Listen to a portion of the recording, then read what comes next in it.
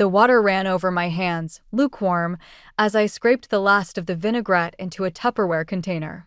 My mind was blissfully empty, lost in the simple, soapy rhythm of cleaning up. That's when my mother's voice cut through the quiet, smooth and flat as a news anchor's. "The oat milk's out again. Grab some on your way home from work." I didn't bother looking up, just snapped the lid shut. "Is that for you?" I asked, "or for Ivy and her hormones?" Silence. Mom never laughs when it comes to Ivy. "For her tea," she replied, her tone unchanged. She folded the grocery list with a precision usually reserved for legal documents. "She needs to relax before the flight." My hands stilled under the tap. "What flight?" "To West Bay." She looked at me then, a flicker of impatience in her eyes, as if I'd missed a memo everyone else had received. "Didn't she tell you?" A beat of heavy silence hung between us. Then, the casual detonation. "She's going to a women's spa retreat. In Nicaragua. The cold air is supposed to help with stress. And her hormonal swings." The words hormonal swings were uttered with a delicate distaste, as if discussing a minor plumbing issue. The water was still running. I could feel it beating on my skin, but a sudden coldness had settled in my chest. I turned slowly to face her. "She's going to Nicaragua." Mom blinked, a slow, reptilian response to what she clearly considered an absurd overreaction. "Just for a few days. It's a spa, Mila. All natural. She's been very stressed lately." Stressed. The word landed like a lead weight. Not lazy. Not unemployed for going on 2 years. Not the reason I single-handedly fund this household, the mortgage, the groceries, the utilities, the very roof over our heads. And now, apparently, the goddamn oat milk. All to facilitate Ivy's Nicaraguan relaxation retreat. "And how," I asked, my voice dangerously calm, "is she paying for this?" "She won it." The reply was too quick, a rehearsed line. "In a lottery." Or something like that. I let the words hang in the air, then repeated them slowly, tasting their absurdity. "She won a trip to Nicaragua. In a lottery." "Yes." Mom nodded, her gaze steady. After a pause, she added a chiding, "Don't look so skeptical." She deserved something good. I reached for a towel, the terry cloth snagging on the prongs of my ring. The brief struggle felt symbolic. I met her eyes. "When I got promoted to team lead last year, remember what you said?" "You said, 'Congratulations.'" And then, in the same breath, "Can you help with the water bill?" That was it. Her face shifted, the placid mask cracking to reveal a flash of genuine hurt. "That's not fair," she whispered. "No," I said, my voice low and firm. "It's not." The jingle of keys in the hallway was our timer going off. And then Ivy made her entrance. She swept into the kitchen as if taking center stage, radiating a vitality that felt like a personal affront. She was bundled in the absurdly heavy winter coat I'd bought her last Christmas, the one she'd called practical but boring. Now she wore it like a cape of triumph, looking devastatingly chic. The reality of it finally slammed into me. She is actually going. She glided past me, commandeered the refrigerator, and peered inside. "So," she chirped, "where's the oat milk?" I said nothing. My mother extended the neatly folded list like a royal summons. "Mila will get it." Ivy's smile was brilliant and utterly impersonal. She planted a loud kiss on Mom's cheek. "Thanks, sis," she said to the air somewhere to my left, and then she was gone, as weightless and unconcerned as she'd arrived. I stood there, watching the door settle in its frame. The silence she left behind was thick and suffocating, a physical presence in the room. "I thought she was broke," I finally said, the words tight. "She needed this," Mom fired back, a well-worn defense. "You don't know how hard it's been for her, being stuck here." I didn't argue. I just listened to the water still rushing from the faucet, a steady stream I couldn't bring myself to turn off. Because deep down I knew. This wasn't about a spa trip or oat milk. This was a symptom.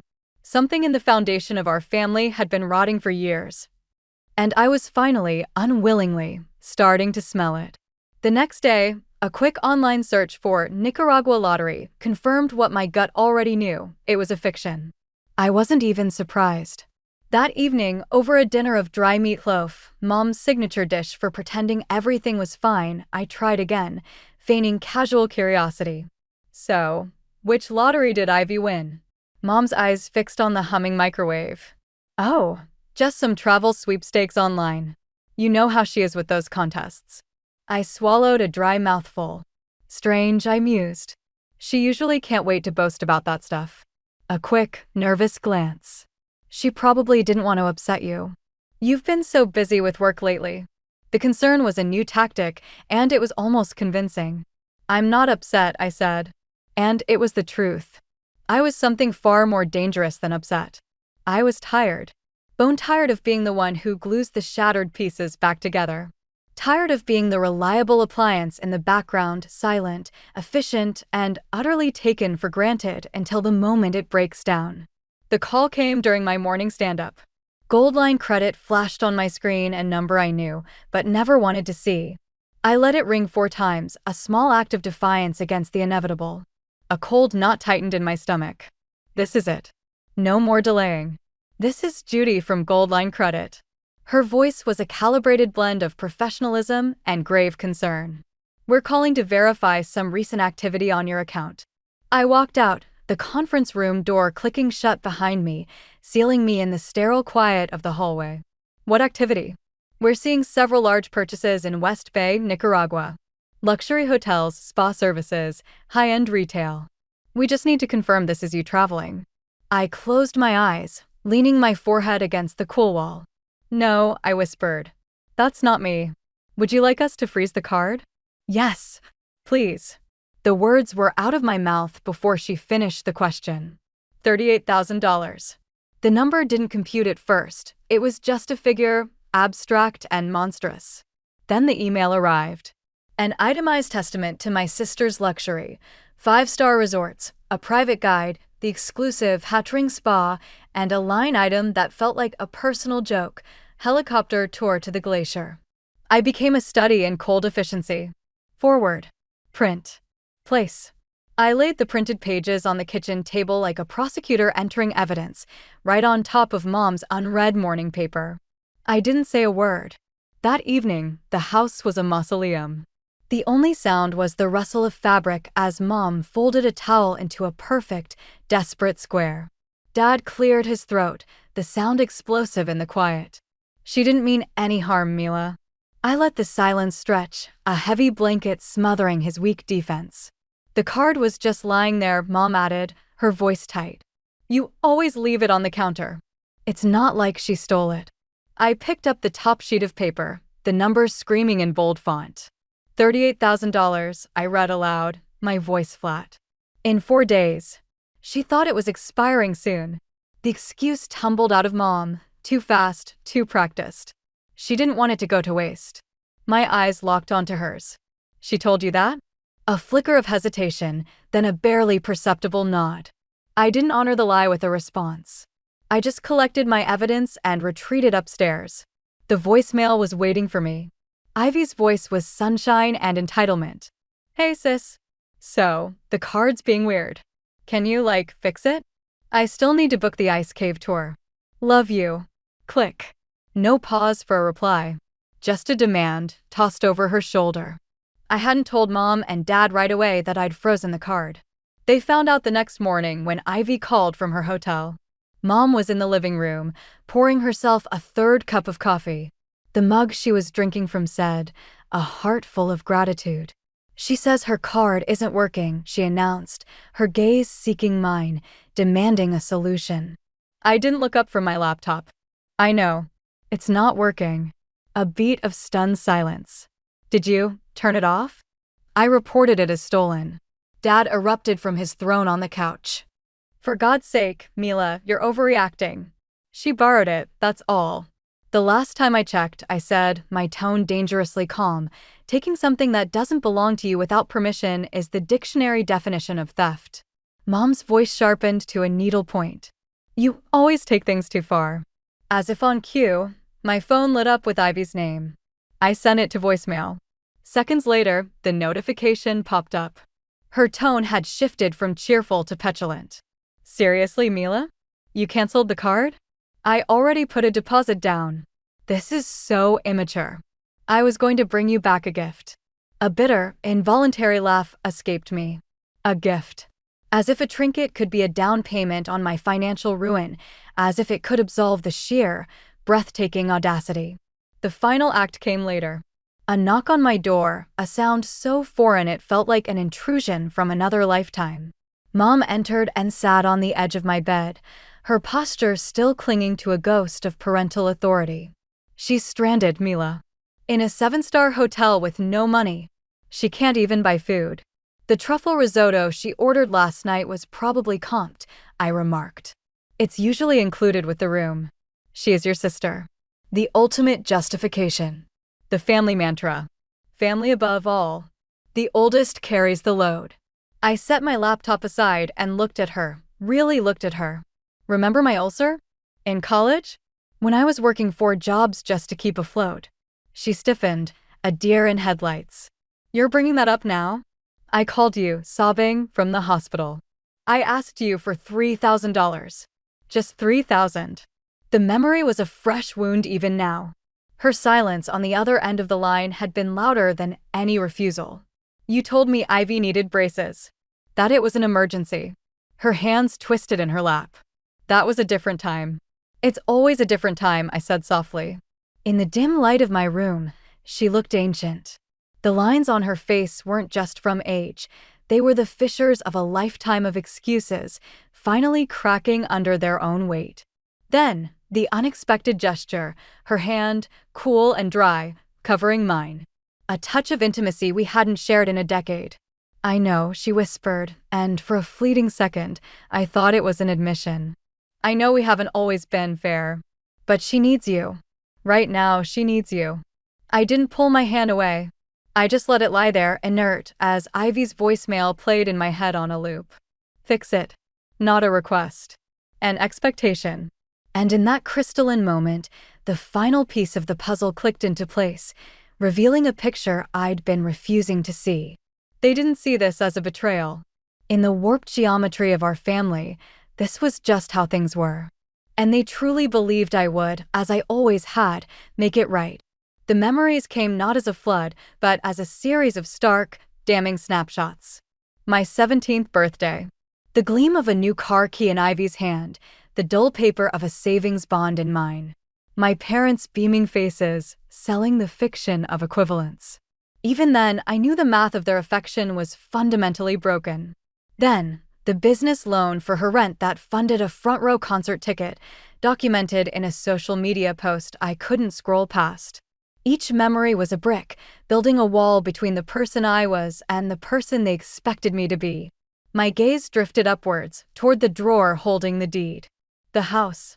The one tangible thing I had, not given, but earned. 5 years ago, my father, drowning in back taxes, had signed it over to me with a handshake deal. I pay the debt, I own the roof. I had upheld my end with silent, monthly precision. It was the one contract in this family that had ever been honored. A strange, serene smile touched my lips. The pieces of my escape plan clicked into place with the satisfying finality of a lock turning. Okay, I said. Mom's head snapped up, her eyes wide with shock, then soft with relief. You'll help. I stood and went to the dresser. From behind the false back of the top drawer, I retrieved it, a sleek, black card, pristine and untouched. It's still active, I said, placing it in her waiting palm. Book whatever she needs. She clutched it like a holy relic, a tangible sign that her world order was restored. I watched her retreat, a queen with her reclaimed scepter. The moment the door closed, I picked up my phone and dialed a number I should have called years ago. Hi, Grandma, I said, my voice steady. Are you still looking for kitchen help at the cafe? The following days were a study in quiet manipulation. Ivy's calls grew sparse, her voicemail shifting from cheerful demands to irritated huffs and, finally, to a tone of performative martyrdom, long sighs and halting speech that pretended to be an apology without ever uttering the word sorry. She seemed to believe her discomfort was currency enough. Mom, buoyed by the black card, became almost gentle. She offered coffee, made small talk, her commands replaced by tentative requests. I played my part perfectly. I nodded. I smiled. I was the picture of placid compliance. They never asked about the card. Not its source, its limits, or why I'd produced it now.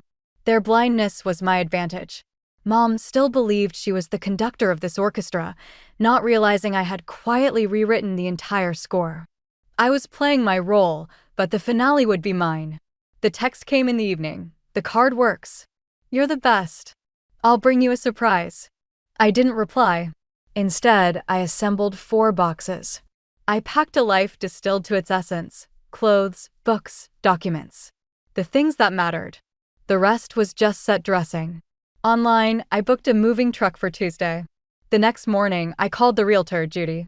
I'm ready to let the house go, I told her, the words feeling like a release. She didn't need the sordid family drama. She only needed the cold, hard fact of the deed, which bore a single name: mine. Later, in the garage, I found the temporary folder. The irony of the label was no longer lost on me. Upstairs, I paused before the family photo from 8 Christmases ago. My own shoulder, barely in the frame. The old hurt had calcified into clarity. I had always been on the edges, a supporting character in their story. Useful. Convenient. Disposable. I told no one. I left a key under a stone, labeled my boxes with brutal efficiency, and got in my car. Grandma opened her door as if she'd been waiting. No questions, no surprise, just a knowing look and a simple statement. I have 3 rooms, she said. And absolutely no time for drama. Perfect, I replied, the word tasting of freedom. Her house was a symphony of lived-in smells: flour, garlic, polished wood. The cacophony from her kitchen was the sound of a real, working life. She looked at me, her expression stripped of all pretense. Are you ready? Not yet, I said. But I will be. She wiped her hands on her apron, her gaze unwavering. They will come, she stated. Looking. I nodded. I was counting on it. They returned on a Saturday under a split sky, half promise, half threat. The crunch of suitcase wheels on the gravel path was my warning signal. I wasn't inside. I was waiting on the porch swing, a spectator to the final act. Ivy led the procession, her smile a brilliant, polished lie. Did you come to pick us up? She asked, the fiction of our closeness still intact. I offered no answer. Dad lumbered behind with the bags, while Mom climbed the steps with the weary air of a returning dignitary. Then, the first crack in their reality. Ivy's key scratched uselessly in the lock. She tried again, the metallic protest echoing in the quiet street. She turned to me, confusion twisting her features. Did you change the locks? No, I said, my voice level. I changed the lock. Her laugh was a dry, brittle thing. Mila, stop it. This isn't funny. I rose and crossed the porch, handing her a heavy manila envelope. I sold the house. The words landed in the space between us, simple and absolute. Sold what? The frown was back, a prelude to the storm. The house. Her smile didn't fade, it shattered. You couldn't have, she shrieked, the sound tearing through the suburban calm. That's illegal. It's Dad's house. Dad fumbled with the envelope. He didn't need to read past the first page. The blood drained from his face, and he sank onto the curb as if his bones had turned to water. Mila, you signed it over to me. He whispered, the memory of his own desperation finally returning to him. His mouth opened and closed, but no defense emerged. The truth had stolen his voice. Mom's words were sharp enough to draw blood. You had no right. For the first time in years, I looked at her and felt nothing, no fear, no obligation, no sense of being less. I paid all the taxes, I stated, the facts my only armor and weapon. The mortgage, the bills, the roof, the pipes, the broken water heater. For 6 years, I maintained this house. And you? You just occupied it. Ivy stepped forward, a desperate queen whose kingdom had vanished. And where are we supposed to go now? I handed her the second envelope.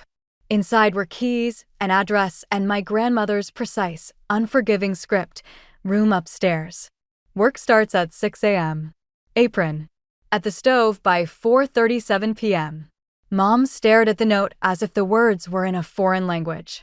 You sent our things to your grandmother's house? No, I corrected, the distinction crucial. I sent your things to your mother's house. She agreed to take you in. On the condition that you help out. Ivy snorted. You really think she can tell me what to do? She's been telling you what to do since before you were born, I replied, the calm in my voice a stark contrast to her rising panic. It was then that Dad found his voice, grasping at the last straw. What about the card? Which one? The black one, he said. The one we used. I allowed a small, cold smile. That one wasn't mine. Ivy froze. What do you mean it wasn't yours? It was yours, I said, looking directly into her widening eyes. You applied for it 3 years ago, right after you quit your copywriting job. You left it in the desk drawer and forgot about it. I never used it. The lie was automatic, frantic. You're using it now, I said, my tone leaving no room for argument. She looked from the eviction papers in her hand back to me, her face a mask of furious disbelief. You're lying. I simply watched her, my silence more powerful than any rebuttal. As if on cue, a moving truck rounded the corner, its arrival the final, unassailable proof. A young couple emerged, their faces bright with the excitement of a new beginning. A child and a small, joyful dog spilled out behind them. They were the future, and they were already here. I turned back to my family, the people I had carried for so long. You have 4 days. The guest rooms at Grandma's are ready. Mom's mouth opened, but no sound came out. The fight had finally left her. There were no more words to be said, no more arguments to be won. I didn't wait for their surrender. I simply turned, walked to my car, started the engine, and drove away. There were no goodbyes, no dramatic speeches. In the rearview mirror, I saw the house, the structure, the burden, the lie, grow smaller until it vanished. The house was gone. And so was I. The silence that followed was not an emptiness, but a settling.